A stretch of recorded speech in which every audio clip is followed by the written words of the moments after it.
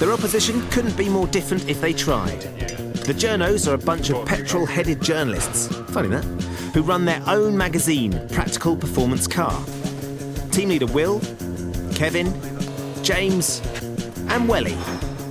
So being a team of journalists, surely these boys have spent weeks and weeks poring over their design.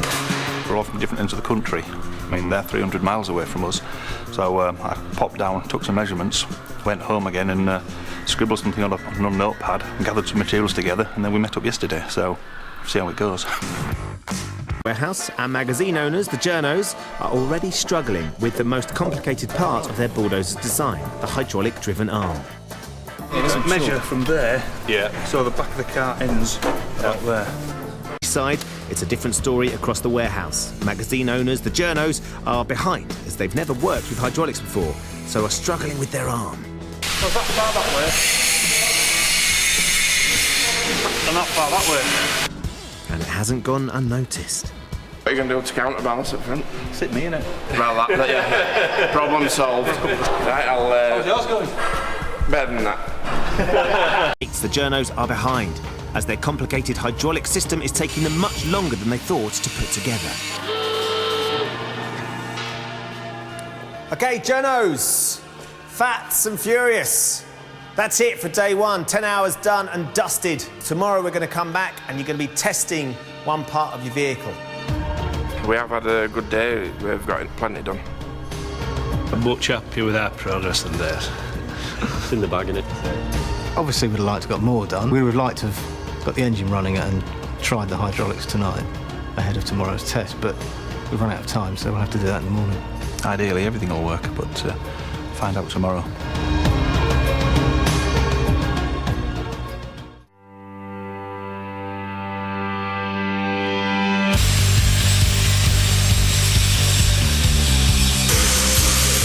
It's day two, and it's the team's only chance to test their bulldozers before race day.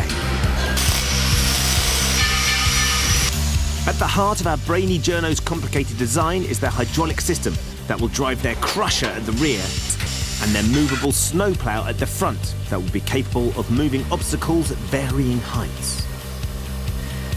And it's the moment of truth for the boys as they're about to check if they've connected their hydraulics correctly. We're just starting to prime the hydraulics now. We're going to fire the engine up. Hopefully we'll get some life in the system. On the button, sir.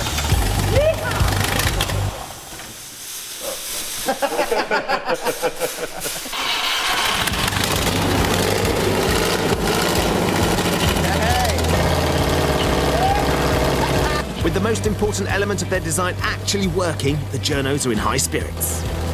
That was as good as we could have hoped for. Yeah. Happy as a pig in sherbet, yeah. But will their hydraulic arm be able to destroy anything come race day? Looks impressive, doesn't it?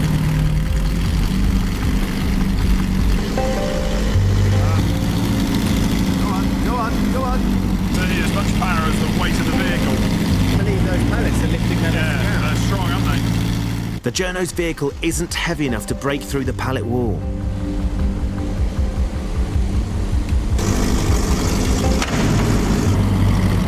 Okay, yes. Clearly, the pump and the action's working. Yeah. Perfectly. The vehicle's going to be heavier with the body on, isn't it? Will be me on it. Yeah, and ballast. So how much does the body weigh?